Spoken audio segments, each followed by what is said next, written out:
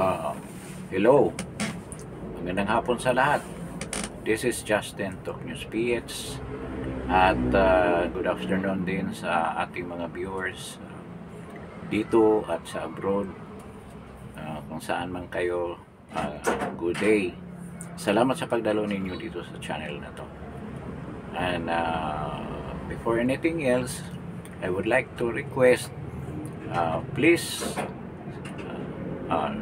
like, share, and subscribe this channel. Paki-subscribe naman sa channel na to para lumago naman ang channel na to, and we will continue giving you more information at we will be sharing our opinion with regards to very important events na nangyayari sa ating bansa in a daily basis. So dito kasi sa Justin Talk News page, we give our opinions, views, and reactions to the latest news and events that is happening in our country. And lagi nating in-update ang mga pangyayari so that kung kayo nasa labas man ng bansa, meron kayong information with regards to this matter. Ngayon, we have a lot of news dito sa bansa natin. Maraming pangyayari, maraming events na lumalabas at magandang pag-usapan natin. Isa dito yung napag-usapan natin that we will be talking about is yung ginanap na press conference ni VP Inday Sara Duterte kanina umaga. Kanina pa lang, this is a new development. Lumabas siya dahil maraming nagtatanong kung anong masasabi niya tungkol doon sa sinampa ng impeachment case sa House of Representatives, doon sa Senado. Ngayon, magkaroon tayo ng kunting pag-analisa, paglabas ng ating mga opinion doon sa mga sinasabi niya. Hindi naman natin ibig sabihin na yan talaga ang gusto niyang intention, but behind those statement ang gagawin natin. Kung ano sa tingin natin, ang pagkaintindi natin doon sa mga ibig niya sabihin, mga underlying reasons, or sinabi pa nga nila, basahin mo, read between the lines, kung anong ibig niyang sabihin doon sa mga sinasabi niya. Ang pinaka-prominente niyang sinabi ay ang God Save the Philippines. Diba? Napaka-generic na statement, but puno ng kahulugan kung si VP Sara ang magsasabi ng ganyan sa panahon na ito. Di natin alam kung ano ba talaga ang underlying reason na nasa isip niya, bakit nasabi niya yan. Ngayon, magkaroon tayo ng interpretasyon dyan. Yung munti nating pag-analisa, pagbigay natin ng kahulugan sa ibig niya sabihin. So, pag-usapan natin yan. Pag-usapan din natin yung tungkol sa impeachment, kung ano ba ang nagaganap o ang opinion ni VP Sara tungkol dyan sa impeachment case na yan, at mga iba pang bagay na binunyag niya dyan sa press conference na yan, yung mga sinabi niya, kung paano niya sinagot yung mga reporter doon sa kanilang mga tanungan. So, itong unang-una, yung sinabi niya, meron nagtanong kung talaga na bang desirido na ba siyang tumakbo na presidente, o baka nga yun daw ang dahilan na pinasa itong impeachment. Hindi niya yan sinagot. Actually, hindi niya sinagot. Sabi niya, hindi daw niya sagutin yan, yung tanong na yan with regards to the planned sa pagtakbo niya pagka-presidente by 2028. So hindi daw muna niya yan sagutin. Yun ang sagot ni VP Sara. Pero ang gusto ko lang magbigyan ng interpretasyon or analysis yung sinabi niya, God bless the Philippines. Kasi mayroon din siya mga pahayag dun sa malapit na matapos kanyang talumpati o kanyang presentasyon or talumpati o dun sa mga nagtatanong sa kanya, mga reporter. Sa pagtapos niyon, may sinabi rin siya tungkol sa bansa natin, tungkol sa Pilipinas. Bigyan din natin ng opinion natin, anong bang pinapahiwatig ni VP Sara doon sa mga katagang yun. At ngayon, unang-una yung sinabi niya, God bless the Philippines. God save, it's not bliss. God save the Philippines. So, by the word itself, bakit sasalbahin mo isang tao o isang hayop o isang sitwasyon kung wala yan sa bingit ng kapahamakan? So, napakaklaro na ang ibig sabihin ni VP Inday Sara sa God Save the Philippines, nasa bingit ng kapahamakan ng ating bansa. At ito, sinabi na rin niya na sobrang kahirapan, sobrang pagtaas ng mga bilihin na halos hindi na makayanan ng mga ordinaryong manggagawa natin.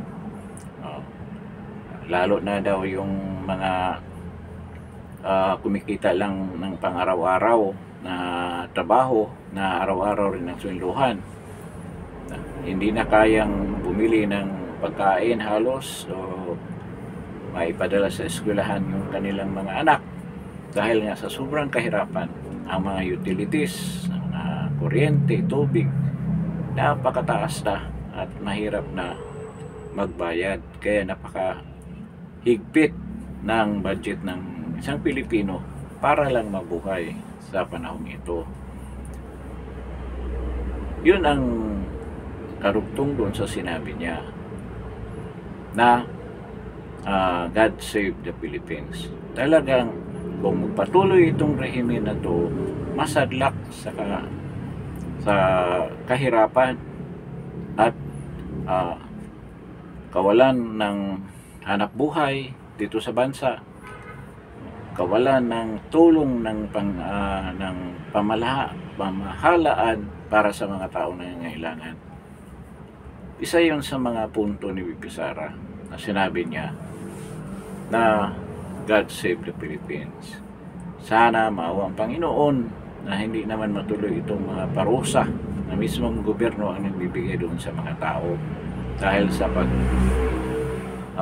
hindi nila pag-ayos sa kanilang serbisyo na magkaroon ng kalutasan ng problema natin sa kahirapan, magkaroon ng kalutasan doon sa paghanap ng mga hanap buhay na nagbibigay ng kabuhayan sa mga mamamayan na hindi naman ginawa ng tama ng ating Panginoon. Kaya hanggang ngayon, ang daming mga Pilipino na walang hanap buhay, walang trabaho, walang livelihood, walang negosyo dahil nga sa kapabayaan ng ating pamahalaan. Kaya ang unang opsyon ng mga Pilipino na mayroon naman qualification, nag-a-abroad. Kaya nga isa yan sa mga punto ni VP Sara na dumami ang mga taong gustong umalis sa ating bansa para maghanap ng oportunidad sa ibang bansa at para sila ay mabuhay. Kasi kung dito sila, wala silang makitang paraan paano sila mabuhay. Ang hirap kumuha ng trabaho.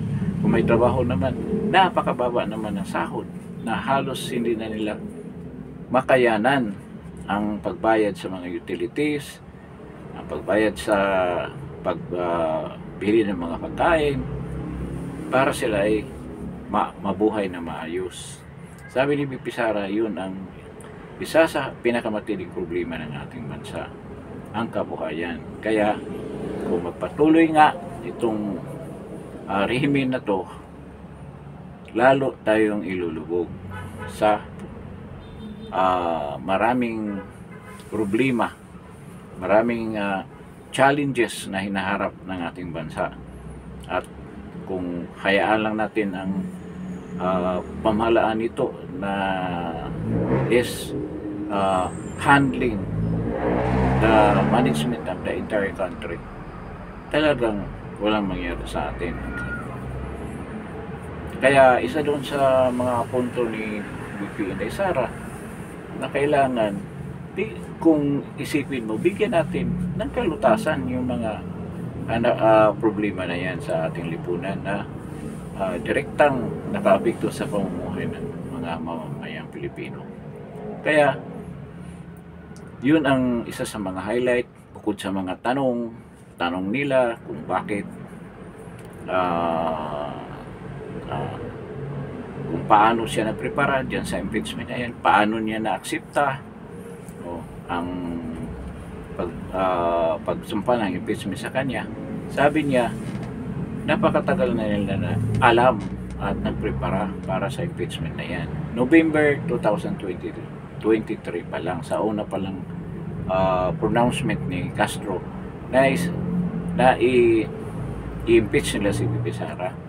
So noon pa lang alam na nila at sila ay naghanda simula noon hanggang itong panahon na to. Talagang pinaghandaan nila yung impeachment. Kaya meron na siyang dating kinuha na mga abogado para sa depensa at maraming nagboluntaryo para siya ay tulungan yan sa problema na yan.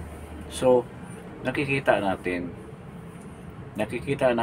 ang sobrang panggipit ng administrasyon na to kay VP Sara. Isa ring napaka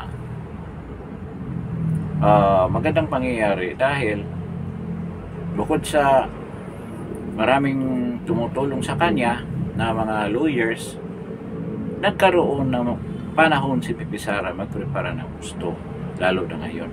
Kasi ang Senado, ang Senate President na si Chis Escudero, talagang ginigiit niya na ang session ay sa June 2 na mangyayari.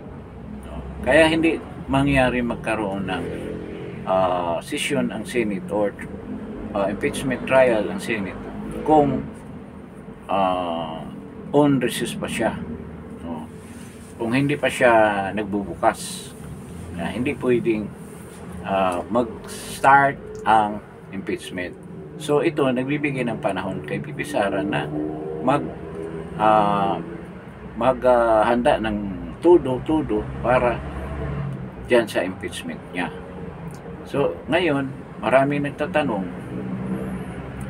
paano na lang kung magpatawag si Presidente ng meeting, special meeting daw para diyan sa impeachment. Unang-una, masyado nang halatado.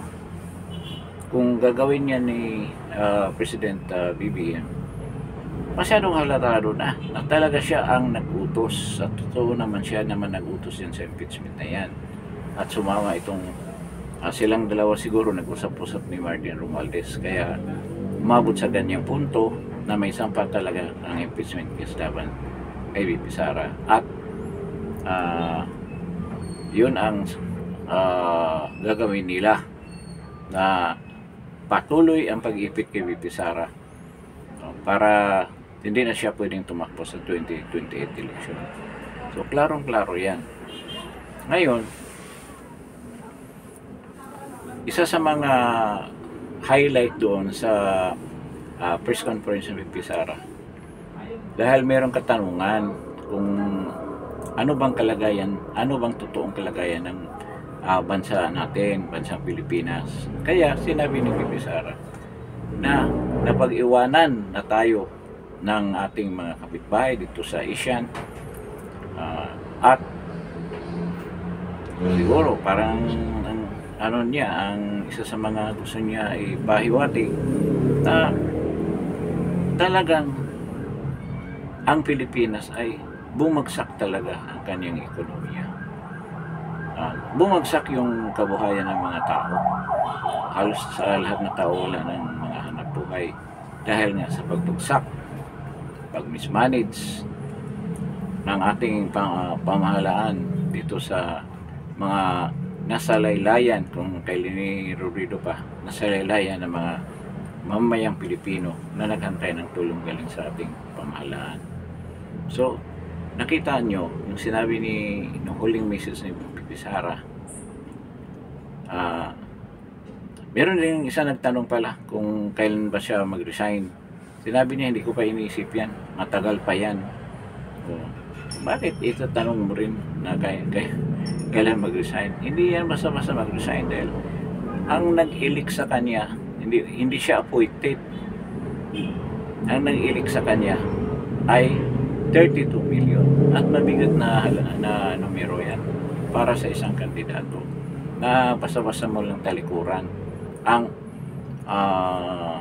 mga taong yan na talagang solidong tumutulong sa iyo. So, makikita natin kung paano tumakbo ang kanyang pagpapahayag. Meron na siyang papahayag na medyo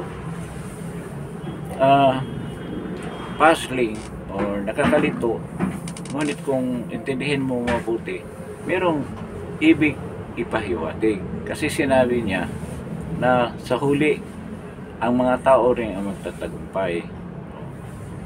So, kung paano yan kung walang labanan, walang kompetisyon? Kasi sa isang interpretasyon natin na sinabi niya na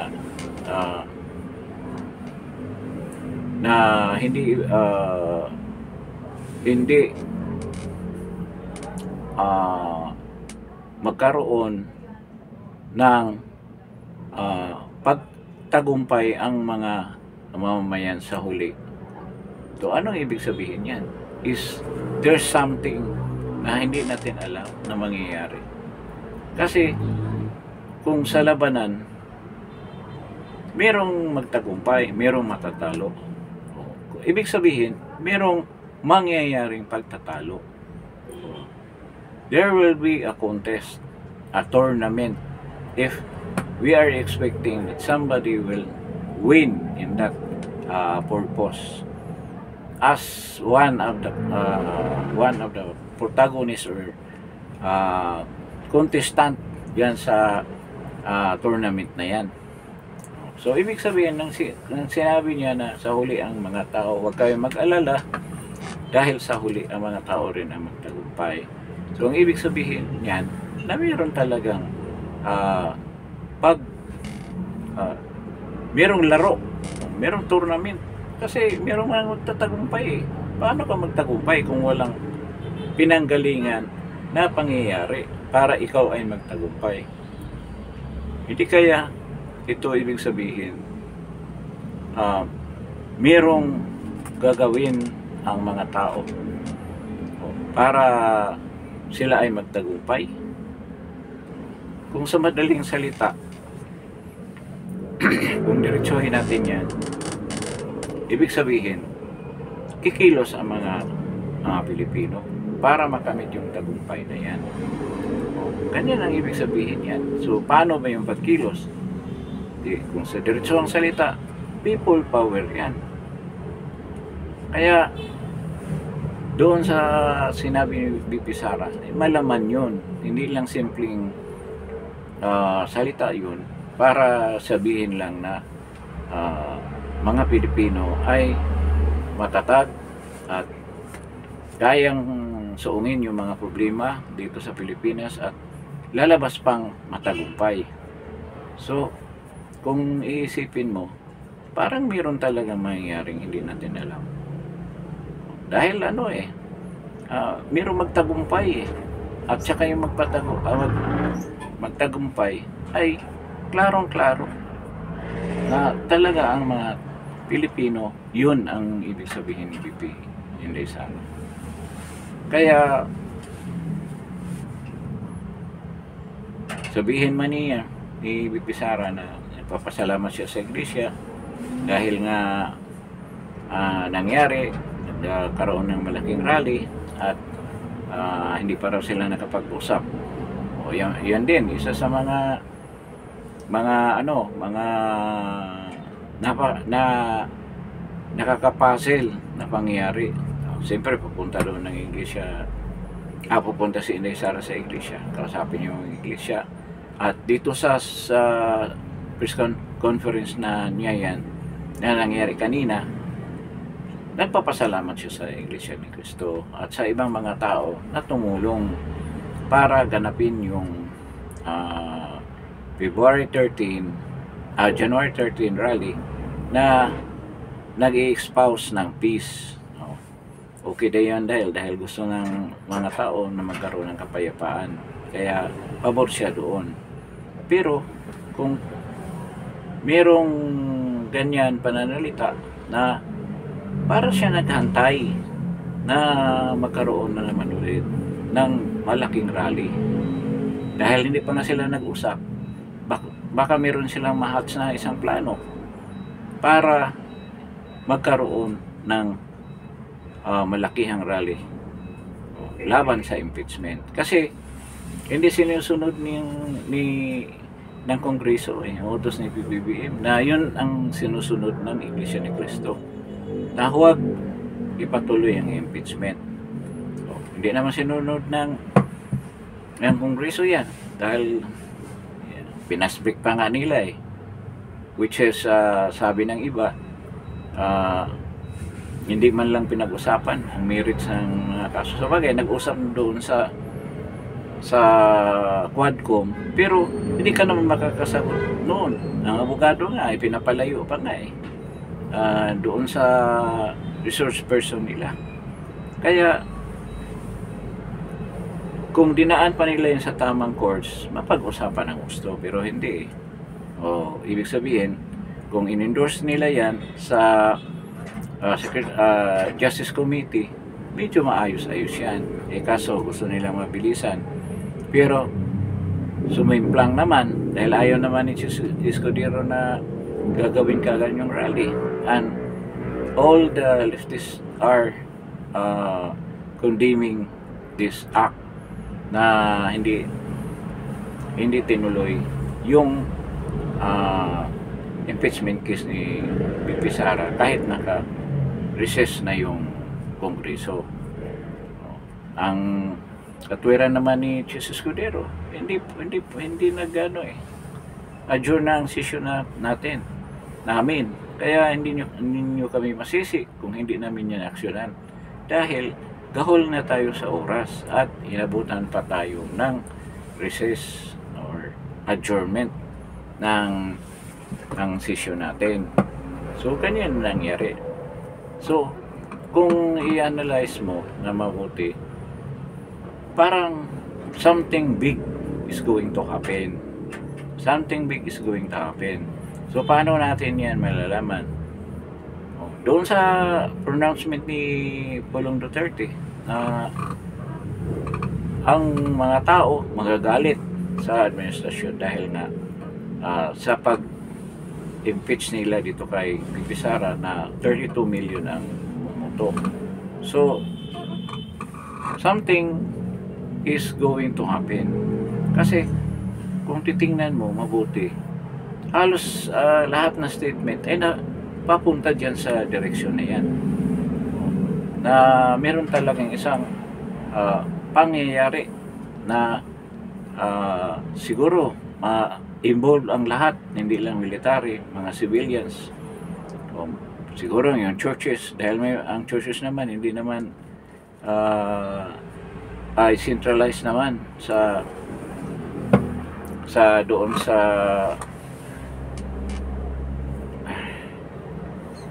centralized naman ang kanilang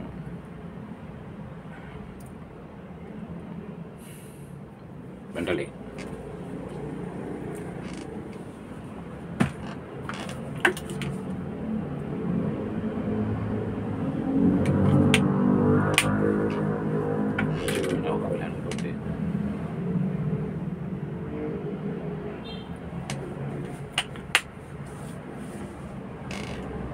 Ngayon, meron nga underlying reason yan, mga sinasabi ni BP Inday Sara. Ngayon, sinasabi niya na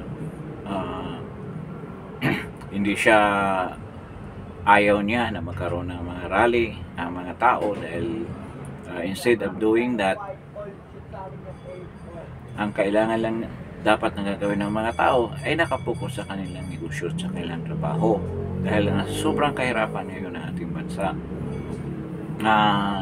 Marami tayong dumidepende sa atin, so kailangan na magtatrabaho tayo. Siyempre, hindi niya gagawin niya na magsasalita direkta laban sa pamahalaan dahil pwede siyang inciting to sedition yan. Kaya nga napakaingat niya doon sa speech niya. Kaya marami siyang hindi sinasagot kasi alam naman nila na manganganak yung mga questions ng mga reporter. At yung iba doon intended na siya ay magkamali sa mga tanong na pinupukol nila at palalakihin yung mga tanong na yun. Palalakihin yung mga issue na yun. Kaya yun ang iniwasan ni Pipi Sara. So ngayon, yung sinabi nga niya na huwag mag-rally, kaya hindi niya sasabihin talaga niyan. Hindi talaga niya sasabihin na mag-rally kayo para sa ano. Kasi inciting to sedition na naman ang in-charge sa kanya. Alam naman natin itong pamahalaan na to kung anong susunod na gagawin. So, nakikita natin na doon pa lang sa facial expression ni BP Sara, confident siya na meron talagang something will happen. I-connect natin ito doon sa mga sinabi ni Pulong Duterte na meron talagang mangyayari kung ipatuloy niyo yung impeachment na yan. Meron mangyayari na pagsisihan ninyo. Parang gano'n ang message ni Pulong. Ayaw ko lang sabihin sa isa-isahin yung mga sinabi niya, but the underlying meaning ng kanyang sinabi na mayroong mangyari dahil nga magagalit yung mga supporter, which is 32 or 31 million na lang kasi minus na nga yung 1 million na mga loyalista, 31 million na lang. Magagalit yun na mga legitimate voters na bumoto sa pagiging Vice President ni Pipi Sara. So, yun ang ibig sabihin doon. I-connect pa natin ulit dito sa bagong statement ni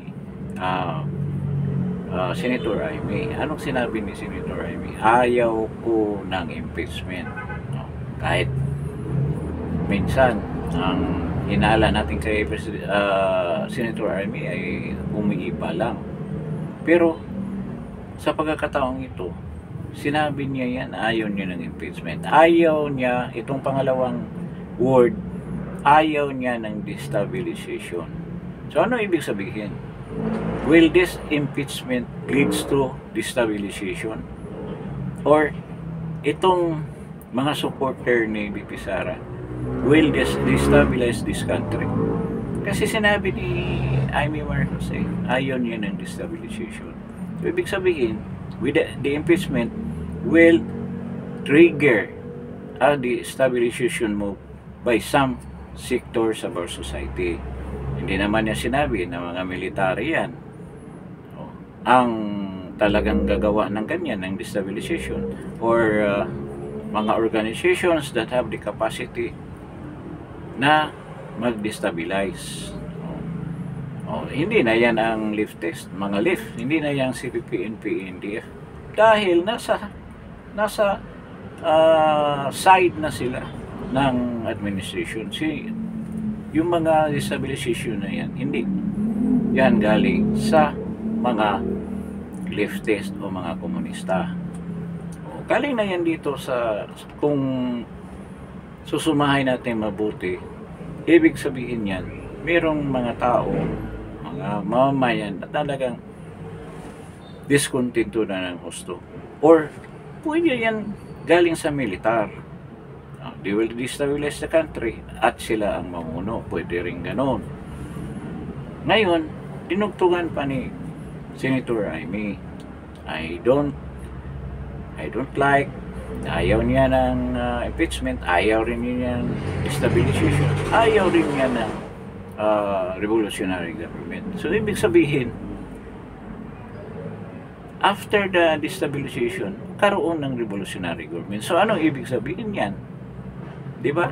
Hindi man niya dinidiretso lang ni Senator Amy ang pinapahiwatig niya. Sinabi niya na ayaw niya. So ibig sabihin, kung itong impeachment may tuloy, magkaroon ng destabilization at maging matagumpayan, matagumpayan dahil magkaroon ng revolutionary government. So sino hahawak ng revolutionary government? Di mga military din. Sila rin ang magpatupad ng destabilization kung sa madaling salita pa. At tandaan natin, si Senator Amy ay kapatid ng ating Pangulo at siya ay isang senador. Sigurado meron siyang solidong impormasyon sa mga pangyayaring yan. At ito yung pagpaalis ng kanyang kapatid yan sa Malacanang. Dahil ma-implement na ngayong revolutionary government. Ulitin natin, sabi ni Amy, ayaw ko ng impeachment. Kung magkaroon kasi ng impeachment, siguro magkaroon ng destabilization. Kung maging successful ang destabilization, magkaroon ng changing government. Ngayon, sa panahon na to, ang magiging, sa pangyayaring iyan, ang magiging gobyerno natin, ang isang revolutionary government. So, yan ang pagkaintindi ko doon sa sinabi ni Senator Amy. At yan, meron ding may confidential funding yung mga yan eh. Alam nila yan kung saan galing ang impormasyon na yan. Kaya kung hahambingin mo ang dalawang statement ni VP Sara, na sa huli ang mga tao rin, ang mga mamamayang Pilipino ang magtatagumpay. Napakalalim isipin, medyo generalize yung salita. Kung ihambing naman natin doon sa mga sinasabi ni Senator Amy na ayaw niya ng impeachment, ayaw niya ng destabilization, at the same time ayaw niya ng revolutionary government. So ibig sabihin, magtagumpay ang mga tao dito kung mapalitan na itong rehime na to. So, yan lang ang interpretation ko dyan. Talagang meron silang nalalaman na hindi natin alam. At yan, hihintay natin kung tama yung mga hinala natin na something big will happen. Lagi kong sinasabi yan, something big will happen that ultimately change this regime. At mismo dyan sa statement ni Senator Amy, lumabas yan. So, change yan eh. Impeachment, destabilization. After the destabilization, there will be a new government will be established, and that is a revolutionary government. Katulad nung kapanahonan ni Cory Aquino na inalis na lahat, wala ng Senado, wala ng Kongreso, lahat ng mga positions sa government, political positions like mayor, board member, governors, lahat na yan inalis. Ngayon pinalitan ng mga appointed. Kaya ngayong tiyuhin ko na lasinggero at pero may pinag-aralan, mataas ang pinag-aralan, pero mahilig uminom. Siguro maraming kaibigan dahil mahilig uminom. Magaling magmahjong. Ayun. Ngayon, naging mayor ng isang bayan yan sa Norte.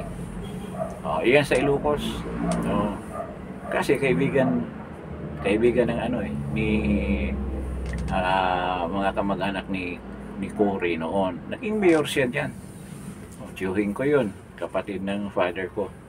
So, yan ang mangyayari. Kung matupad yung sinasabi ni Senator Amy na ayaw niya ng revolutionary government.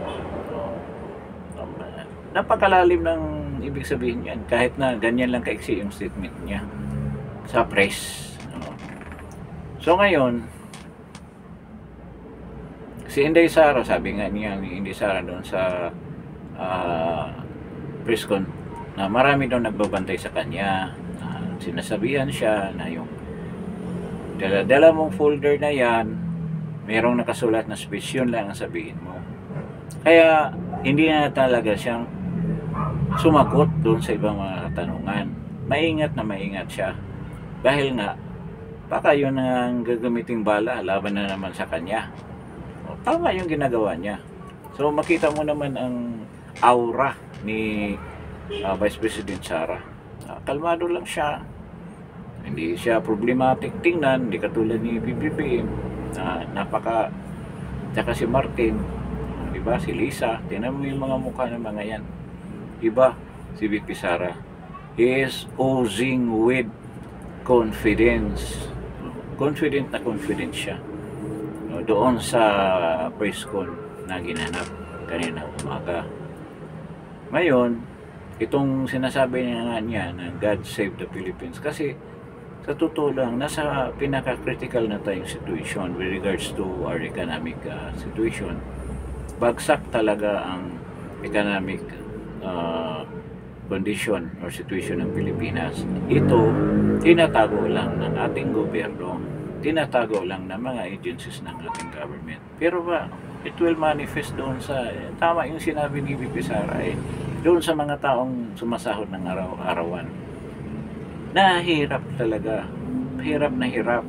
Paano nila i-balanse ang kanilang mga kinikita sa pang-araw-araw nilang pangangailangan. Minsan pa nga niya yung tubig, yung pagkain na napakamahal.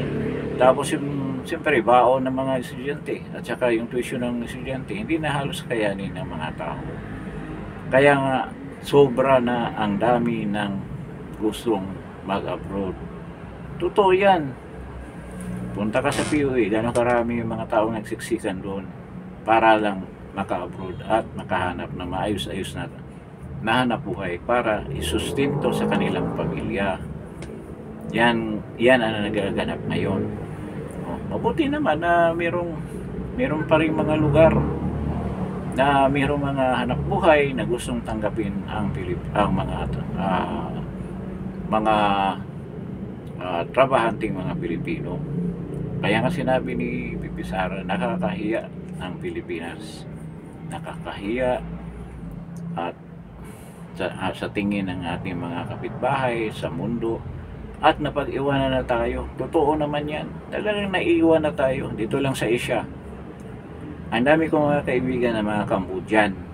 Ang dami yan. Kasi minsan, tayo yan sa lugar na yan. Noon, mahirap ang sitwasyon dyan dahil galing lang sila sa isang nagmaan na napaka-bloody.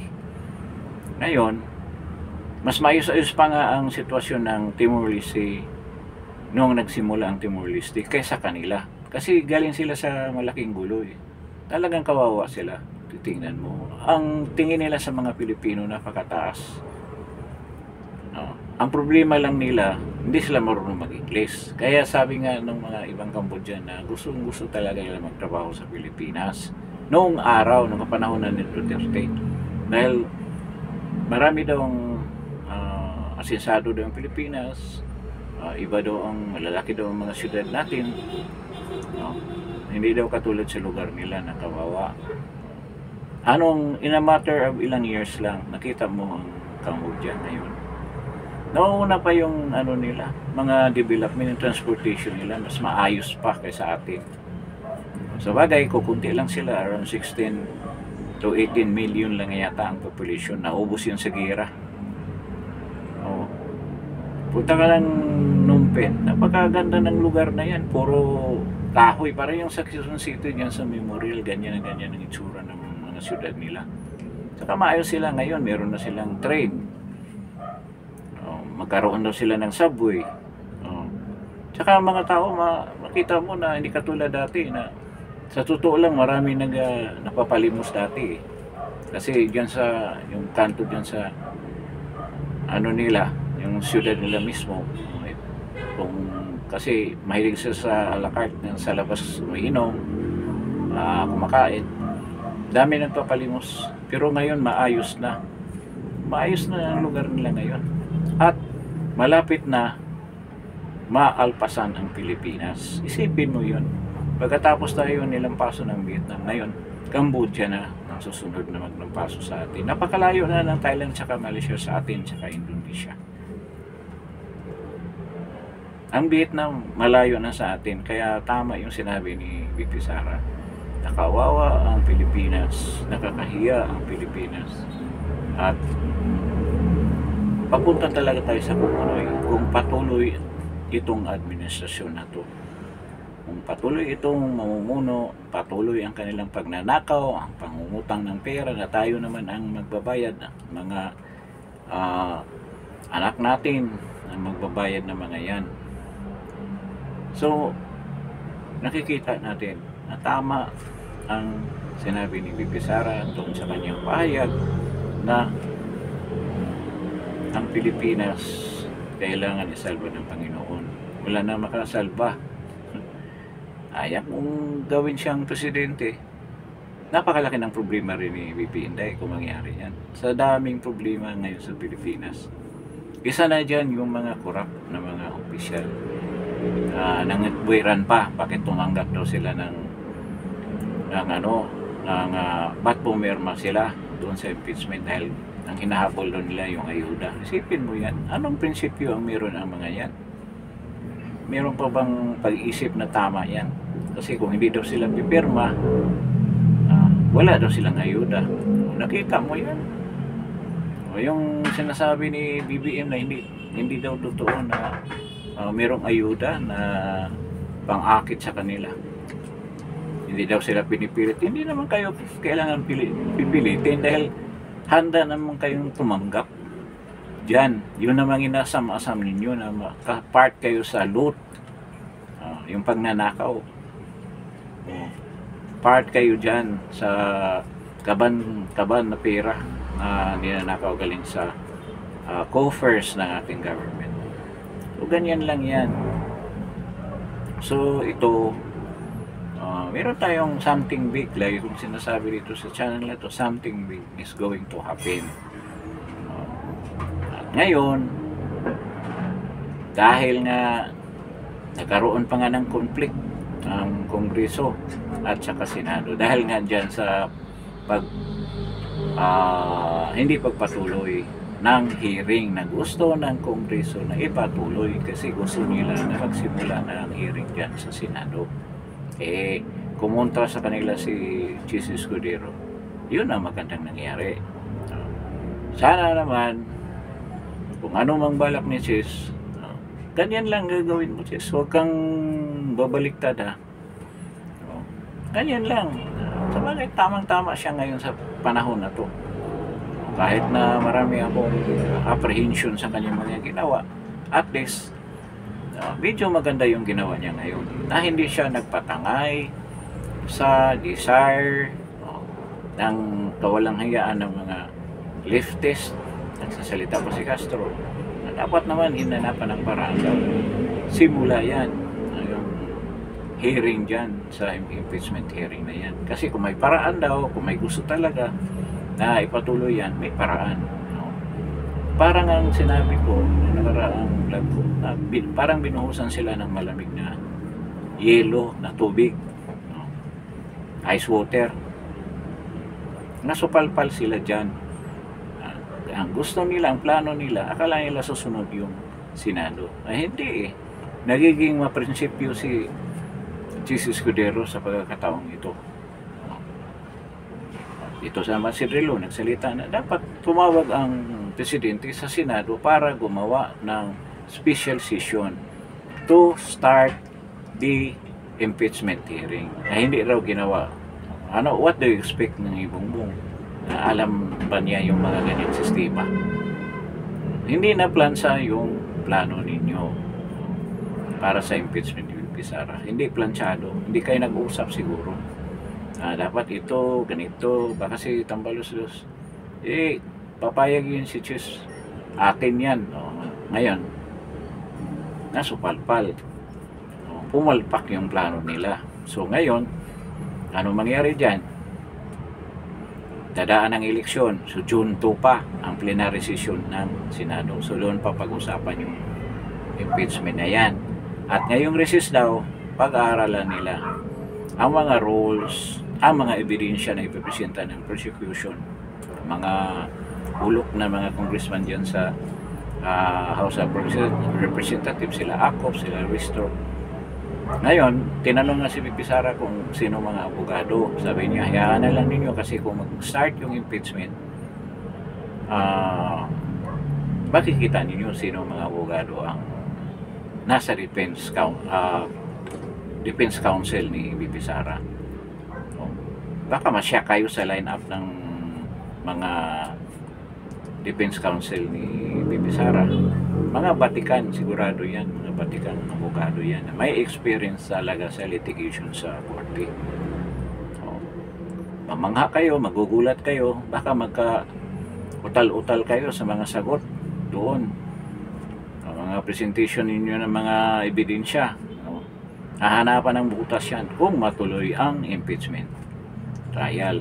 I doubt, parang hindi yan matuloy. Hindi yan darating sa kanyang punto na magkaroon ng formal na trial kay Bibi Sara. Something will happen. At sa tingin ko, hindi magtatagal mangyari yan. At dinadasal ko rin. Pwede ako magkamali. Lahat naman tayo nagkakamali. Pero ramdam ko na ganyan mangyari. Based sa mga ano nangyayari nung mga nakaraan. At sa tingin ko mangyari pa in the future. Kung titingnan mo yung galaw ng mga tauhan na involved dyan sa kaso na yan. So ngayon, ito nga, nasupalpal nga sila, medyo samang loob sila, pati si Carpio, inutusan pa si Jesus Escudero na re-remedyohan daw yung pangyayaring yun, pero wala na sila magawa Hindi naman pwede baliktarin yan ni Jesus Escudero na sabihin na sige magano na lang tayo dahil napakahigpit, mahigpit nga ang pag-ayaw niya dyan sa trial ngayon gagawin. So itong lahat naging favorable kay Bibi Sara dahil dadaan tayo ng eleksyon. Ulitin ko ulit yung sinabi ko ng vlog ko kagabi na napakalaking chance na ito mabaliktad natin sa pamamaraan na iboto natin lahat ng kandidato ni PRD para tumaas ang number ng mga senador na didipinsa ni Bibi Sara sa magiging kumatuloy man yung impeachment at trial. So kung marami naman nanalo mga senador na pabor kay Bibi Sara, wala na sila magawa kahit anong gagawin nila. Baka sabihin na, hindi na. Kung bilangin kasi natin, 10 na kayo Ang kailangan nila is 16. 23 sila. 23, di 7 lang ang kailangan. 7 lang ang kailangan. 16. 16 minus 23. Di 7 na. 7 lang ang kailangan para ma-reject sila. Or para sigurado 8. Para maging 15 na lang sila. Kasi kailangan daw ma-impeach si Bibi Sara 16 yung kailangan. Tama pala. Dapat 15. Dapat 8 senador ang bubuto na hindi ma-impeach si Bibi Sara. In favor of Bibi Sara, 8. So kung maging 10 yan, wala na. Kung manalo yung manalo yung 8 o 7 dyan sa kandidato ni PRD, game over na yan. Paano pa nila i-demanda yan kung magbilangan, except kung may babaliktad na senador ni PRD dyan, ni Bibi Sara. Ilagay natin, siyam sila. 7 lang manalo. Plus si Robin Padilla. Di 8 na. Kung makakumbinsi pala sila ng may adapt na medyo malakas yan si PRD dyan sa ticket nila dahil kulang sila ng tatlo eh. Kulang sila ng tatlo. Kung meron sila i-adapt na sa ticket nila, i-endorse ni PRD, malamang yan pag magbutuhan na doon sa Senado, mananalo yung mga senador na yan, bubuto yan for VP Sara. Kaya nga, medyo si VP Sara kanina, makita mo yung aura niya, full of confidence. Kasi malaki pang susuungin nila eh. Dadaan pa sa eleksyon.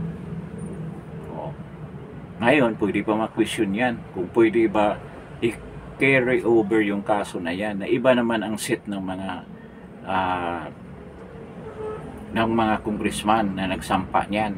Hindi na yung mga congressman sa 20th Congress. Iba na. Pati yung mga set ng senador. Supposed to be, wala na yung, marami na mawawala dyan na senator sa 19th Congress. Hindi na sila, kung ang hearing, ang trial, lalampas pa ng, kasi hanggang June na lang yung mga senator ngayon na re-electionist, na kung matalo sila, so hindi na sila makasama doon sa mga judges sa trial ng impeachment. Anong ibig sabihin yan? Mga bago. Wala sila nung sinampa yung kaso. Ibang senador na dyan. So, dapat buwid yan. Hindi pwede na yung impeachment case na yan. Kailangan kung gusto nila ng mag-file ng other impeachment, sa 2026 na yan. Kasi nakapagsampa na sila ngayon 2025. One case lang of impeachment in 1 year sa isa for the Vice President tsaka sa Presidente, isang case lang ang pwede, hindi pwede dalawa. So, ibig sabihin, kung papalpak yan, hindi yan matuloy, sa 2026 na sila pwede magsampa ng another impeachment case. Kung marami matalong congressman ngayon ni Martin Romualdez, ano mangyayari? Baka makapalitan na si Martin Romualdez dyan. Magkaroon ng power struggle yung 20th Congress at pwedeng mapalitan yan si Martin. Di tapos na lahat. Kung matuloy yung 2028 election na siguradong si VP Sara na maging presidente. Then, yung People's Initiative na binabalak nila sa susunod na taon, hindi na matuloy. That is the brighter side of the story. Pero itong mga demonyong to, hindi naman yung papayag na ganyan lang kadali ang mangyari. Gagawa ng paraan yung mga yan na mapipigilan yan. In case kung patungo na tayo sa ganyang sitwasyon na maayos ang takbo ng Kongreso o yung majority dyan o hindi man majority, marami na magsasalita laban sa administrasyon or sa speaker. Meron na talagang totoong oposisyon dyan sa loob ng Kongreso. At kung manalo si Silis, kung hindi lang siya matabunan ng sistema, sila ni Loren Baroy, I think hindi naman siguro ganyan sila kabilis na matakainin ng sistema. Lalaban yan dyan sa mga mga session dyan. Parang si Marcolita yan ang mangyari dyan. Kahit na sabihin natin na hindi sila mga abogado, pero ang mangyari niyan talagang babangga yan kay Martin Romualdez. Diba? Kung sigurado manalo ng party list naman yung grupo nila ni Eric Silis at saka ni Loren Baroy at saka yung isang abogado. Nanalo yan kasi yan ang ibubuto ng QGC. Yung mga DDS pa bubuto dyan, siguradong mananalo yan. So magkaroon na ng party list na panglaban dyan sa mga makaliwa dyan sa mga CPP, NP, NDF dyan sa Kongreso. Dahil mortal magkaawayan sila ni Eric kahit nagaling siya sa movement na yan. Dahil yun ang dahilan na na-detain sila dyan sa Kongreso. Si Paduano pa ang nagpakuntin sa kanila. So, ganyan ang mangyari dyan. Kaya ito lahat, balikan natin. Balikan natin yung sinabi ni Amy. Doon talaga ako na ano kay Amy dahil may insider information yan. Dito kay Vice President Inday, parang nagtugma yung dalawa nila. Dalawang mga statement nila. Ulitin ha, sabi ni Inday, sa huli ang mga mamamayan ang magtatagumpay. Huwag kayong mabahala, don't worry, ang mamamayan ang magtatagumpay. Paano mangyari? Sinabi ni Amy, ayaw ko ng impeachment. Kasi kung may impeachment, ayaw ko ng destabilization. Ang sinabi pala niya, ayaw ko ng impeachment, ayaw ko ng destabilization, ayaw ko ng revolutionary government. In sequence, yung sinasabi niya. So, ibig sabihin, kung magkaroon ng impeachment, it might lead into a destabilization move that might be successful. Yung destabilization na yan, sa tingin ko, military ang magkandak niyan, na a revolutionary government will be established in replacement sa existing government natin ngayon. Ayaw niya yan mangyari. So, alam niya kung ituloy itong impeachment, ito ang mangyayari. At idugtong natin yung sinabi ni Bibi Inday na huwag kayong mabahala, sa huli ang mga mamamayan ang magtatagumpay. Ganon yun. Ganon ang ibig sabihin doon. Sa mga katagang yan, pwede natin ipagdugtong-dugtong. Sana naman tama tayo sa ating hinala. Hinala naman ito ha, opinion. Huwag naman yung sabihin na fake news na. This is an opinion, this is an idea. Kung mangyari yan, napakaganda. Napakaayos siguro ng Pilipinas kung mangyari yan. Kaya kayo, nasa kabila, siyempre, wala yan, hinala lang yan. O talagang hinala yan, pero there's a big possibility na mangyari yan. Based doon sa mga information na hinahawakan ng ibang mga tao na naglabasan ngayon. So, ganyan ang ano natin, ang ibig sabihin natin dyan. Doon sa dulo nga, yung bago matapos yung speech ni Sara, mention nga niya doon yung talagang kasi tinanong siya kung ano ba talagang kalagayan ng Pilipinas ngayon. So sinabi niya na ganito, sobrang kahirapan ng mga tao, ganyan, nag-abroad na yung mga tao kasi walang oportunidad o kabuhayan na makikita dito sa Pilipinas, kaya napilitan silang lumabas at tayo ay nakakahiya sa mga bansa, lalo na sa mga kapitbahay natin dahil na napag-iwanan na tayo.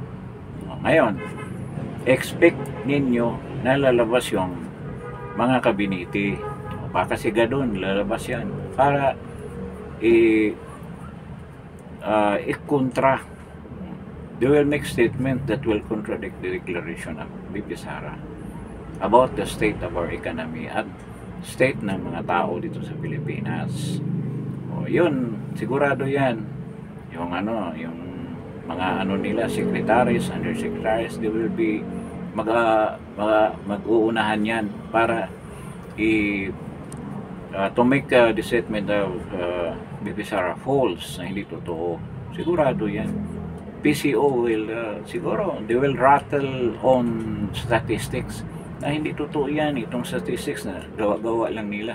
Mayaman tayo na maayos ang ano natin.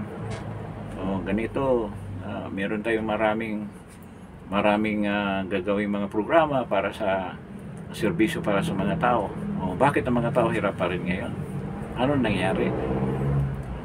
Wala namang epekto yung mga sinasabi ninyo ng mga serbisyo, mga programa na para to uplift the situation, the lives of Filipinos there in this country. Kaya sigurado yan ang lalabasan yung mga yan ang fake news, mga false information. Yet this information binigyan ng maling informasyon ng mga tao. So, we're praying na sana yung mga ano natin, mga nasa isip natin, mga opinion natin ay magiging totoo yan, maganap yan, at matupad ng ating pinangarap na mag-iba naman, magkaroon naman ng totoong pagbabago ang Pilipinas. At yan ang pagbabago ng rehimen nito, pag-alis ng rehimen na to para palitan naman natin na maayos na rehimen na hindi corrupt and tyrannical, hindi yung ala martial law ang ginagawa dito sa bansa natin, at puro korupsyon ang ginagawa in all levels ng ating government ay ginawa, lalo na dyan sa Kongreso, na sobra ang pagnanakaw ng kayamanan ng bayan. So siguro medyo mahaba na yung pinag-usapan natin, and I hope I have given you some information about what happened in the last press con of VP Sara. Sana mga opinion natin ay maging totoo at maging ganap, at maayos na ang sitwasyon na ating buhay dito sa Pilipinas. So with this, gusto ko lang i-request sa inyo rin na sana mag-subscribe kayo. Kindly subscribe, and then i-like and i-share this video and this channel. At maraming salamat sa pagdalo ninyo dito sa channel na to. At this is Justin Talk News Feeds, by the way. At sana in our next podcast nandyan pa rin kayo, and you will continue supporting and patronizing Justin Talk News Feeds.